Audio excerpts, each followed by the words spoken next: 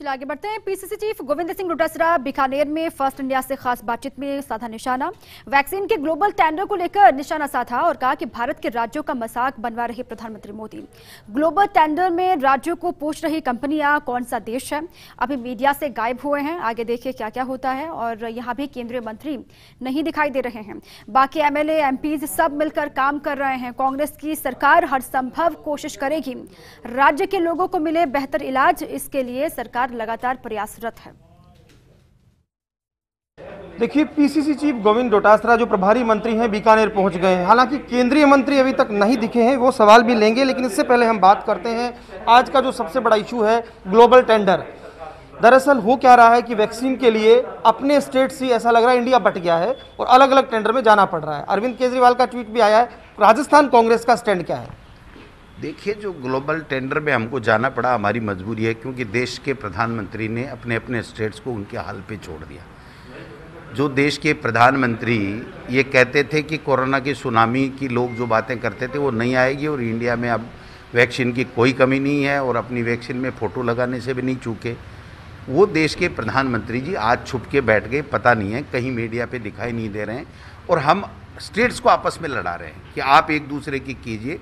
और मुझे तो आश्चर्य हुआ जब हमारे यहाँ से स्टेट्स से बात की गई कि साहब हम तो के कौन, इंडिया कहाँ, इंडिया राजस्थान कहाँ है, उत्तराखंड कहाँ है, क्या है। तो मतलब जो ग्लोबल लेवल पे जो विश्व स्तर के ऊपर जो कंपनियां हैं, वो लोग बाग कहते हैं कि भाई आपका केंद्र की सरकार और इंडिया क्यों नहीं कर रहा हमसे टेंडर। तो वो इंडिया को खोजने में लगे हुए हैं। हम इंडिया के प्रधानमंत्री जो अपने आप को इंडिया कहते हैं, उनको खोजने में जनता लगी हुई है। हम सब स्टेट्स के सरकारें लगी हुई हैं। आप समझिए कि एक दूसरे स्टेट से कंपटीशन करना पड़ रहा है। पैसे नहीं दे रहे हैं वो भी कोई बात नहीं, हम पैसे देने की पैसे देना चाहिए। आज 20,000 करोड़ का जो अपना घर बना रहे हैं प्रधानमंत्री जी, उसकी ज़रूरत है, वैक्सीन की जरूरत नहीं है। और वैक्सीन में फोटो लगाना नहीं चूके, लेकिन वैक्सीन का पैसा भी नहीं देंगे। पर भाजपा की जो आईटी सेल और मोदी भी इवन ये कह रहे हैं कि इस बार जो सेकंड वेव में हमने स्टेट्स गवर्नमेंट्स पर छोड़ा था सारा जिम्मा, इसलिए ये हालत हुई। ये उनके आईटी सेल भी कह रहे हैं। हम पैदा करते हैं क्या? स्टेट्स पैदा करते हैं क्या? आप वैक्सीन को भारत सरकार सभी कंपनियों को, जो बनाने वाली कंपनियां, उन पर छूट दे दे, उनको लाइसेंस दे दे, वो बना देंगे, वैक्सीन पर्याप्त मात्रा में मिल जाएगी। लेकिन 2-3 कंपनियों के अलावा वो छूट नहीं दे रहे हैं और वो कंपनियां बाहर दे रही हैं। 10% इंडिया के लिए रख रही हैं, 90% दूसरे देशों से। उन्होंने पहले ही कॉन्टैक्ट कर दिया जब मोदी जी पश्चिम बंगाल में चुनावी रैलियां कर रहे थे। उनको ये पता ही नहीं था, या पता था तो जानबूझ करके उन्होंने उनकी शय के साथ में। तो ये बहुत बड़ी निंदनीय बात है कि अगर प्रधानमंत्री को ये पता था कि सीरम जैसी कंपनियां 10% इंडिया के लिए रख रही हैं इंडिया में रहते हुए और 90% विदेशों को बेच रही हैं, तो इससे बड़ी शर्म की बात तो कोई हो ही नहीं सकती। एक टेक्निकल सवाल पीसी चीफ साहब, दरअसल जीएसटी काउंसिल की बैठक नहीं हो रही, पश्चिम बंगाल की सीएम ने लिखा है। आप राजस्थान का क्या स्टैंड है? उनका वित्त मंत्री का तर्क भी आया है कि हम इसलिए नहीं कर रहे हैं कि वो जो है इसका कालाबाजारी कहीं नहीं हो जाए। क्या ये सब चीज़ें आपको जचती है या आपका भी क्या मांग है? देखिए, बिल्कुल जीएसटी फ्री होना चाहिए, वैक्सीन पूरा इंडिया के लिए फ्री होना चाहिए और वैक्सीन पर्याप्त मात्रा में मिलनी चाहिए। वैक्सीन के लिए जितनी कंपनियां बनाने के लिए आगे आ रही हैं उनको सबको लाइसेंस देना चाहिए। और देश के प्रधानमंत्री जी को अपनी छवि सुधारने या अपना प्रधानमंत्री आवास बनाने का मुद्दा छोड़ करके और देश के लोगों की जान बचानी चाहिए, ऑक्सीजन दिलानी चाहिए, दवाइयाँ दिलानी चाहिए। आज दवाई नहीं, ऑक्सीजन नहीं, बेड नहीं और प्रधानमंत्री नहीं, तो फिर किससे बात करें? और एक कड़वा सवाल बनता है साहब, ऐसा क्यों है कि हमारे देश में आज भी स्वास्थ्य के मुद्दों पर चुनाव नहीं लड़ा जाता, मंदिर पे लड़ा जाता है? वो तो कांग्रेस भी उसमें दोषी है साहब। हम देखिए ना, स्टेट का भी तो विषय है हेल्थ। आज हालत ये है, बेड नहीं है, ऑक्सीजन नहीं है। देखिए, देश के प्रधानमंत्री थे Manmohan Singh ji, right to education दिया, राइट टू फूड दिया,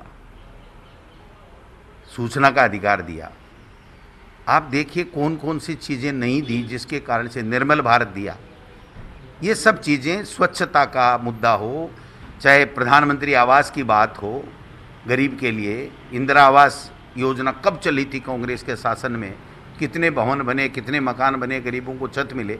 तो ऐसी ऐसी योजनाएं केंद्र की सरकार, यूपीए सरकार लाई थी लेकिन केवल धर्म के आधार पे और पाकिस्तान को लाल आंख दिखाने के नाम पे, चाइना को लाल आंख दिखाने के नाम पे, किसानों की आमदनी दोगुनी करने के नाम पे, बेरोजगारों को रोजगार 2 करोड़ को प्रतिवर्ष देने के जो झूठे वादे करके देश के सत्ता में आ गए। लेकिन अब असलियत सामने आ चुकी है और प्रधानमंत्री जी मोदी जी गायब अभी केवल मीडिया में हुए हैं, बाकी देश के सीन से गायब होने वाले हैं। वैसे कहते हैं कि पॉलिटिक्स नहीं करेंगे कांग्रेस भी और भाजपा भी, लेकिन पीएम केयर्स के यहाँ वेंटिलेटर को लेकर पॉलिटिक्स हुई। अर्जुन मेघवाल ने कहा कि प्रशासन ने उसको सार संभाल नहीं की। क्या लगता है इस मुद्दे पर, क्या भाजपा अगर मुंह खोलूंगा तो बड़ी तकलीफ होगी केंद्र के मंत्री जी को भी और केंद्र में बैठे लोगों को। जो पीएम केयर फंड है उससे जितनी ये सामग्रियां यहाँ वेंटिलेटर वगैरह भेजे गए हैं वो 70% ख़राब हैं, इंस्टॉल नहीं हो पा रहे हैं, काम नहीं हो पा रहे हैं। कितना बड़ा घोटाला है इसकी बड़ी जांच होनी चाहिए। बहुत बड़ा घोटाला है। पहली बात तो बताया नहीं पीएम केयर फंड में कितना पैसा कहाँ से आया, दुनिया भर का पैसा ले लिया और उसके बाद में ऐसे ऐसे संसाधन भेज दिए। गारंटी पीरियड नहीं होता है क्या? जब आज हमारे कोई चीज़ काम में नहीं आ रही है, हमारी सरकार ने, मुख्यमंत्री जी ने लिख के भेजा कि साहब ये चल नहीं रही, इंस्टॉल नहीं हो रही है। 5 आदमियों की कमेटी आई, 25 दिन हो गए, आज तक कोई रिपोर्ट नहीं आई कि साहब इनको वापस जमा कराने हैं या इनको कबाड़ में डालना है या इनका क्या करें हम। अब हमारे समझ में नहीं आ रहा है कि जो संसाधन प्रदेश में दिए थे उन्होंने, उनमें से 70% जब इंस्टॉल ही नहीं हो रहे हैं तो हम काम में कैसे लें और कब लें उनको काम। पर भाजपा कह रही है कि उनके अनुषंगिक संगठन काम कर रहे हैं। कांग्रेस अध्यक्ष होने के नाते आखिरी सवाल, क्या कांग्रेस के अनुषंगिक संगठन इस वक्त जनता की मदद में जुटे हैं? देखिए, सब लोग जुटे हुए हैं, चाहे प्रदेश कांग्रेस कमेटी हो, चाहे सेवा दल हो, चाहे NSUI हो, चाहे MLA हो, चाहे MP हो, चाहे भामाशाह हो, NGO हो, और कांग्रेस ही नहीं बल्कि अन्य पार्टियों के लोग भी जो जनप्रतिनिधि हैं वो सब जुटे हुए हैं। इसमें कोई दो राय नहीं है कि कोई भी व्यक्ति, और राजस्थान में तो एक बहुत अच्छी बात है कि सारी पॉलिटिकल पार्टियां मिलकर के सरकार का सहयोग कर रही हैं।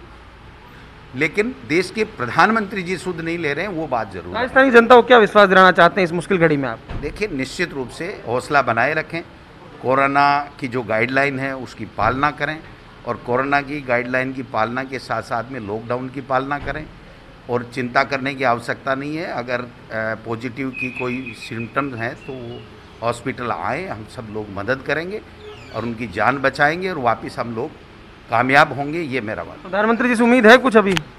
मुझे तो नहीं लग रहा, क्योंकि अब खोजना पड़ेगा कि हैं कहाँ। चलिए, बहुत शुक्रिया। देखिए, ये थे गोविंद डोटासरा जिन्होंने तमाम मुद्दों पर बात की। उनका कहना था राजस्थान सरकार जो है कटिबद्ध है, कोशिश करेगी इस मुश्किल घड़ी में जितना बन पाएगा किया जाएगा। साथ ही साथ प्रधानमंत्री मोदी पर उन्होंने सीधे तौर पर सवाल भी खड़े किए। कैमरा पर्सन गुलाम रसूल के साथ Laxman Raghav, first India news, Bikaner.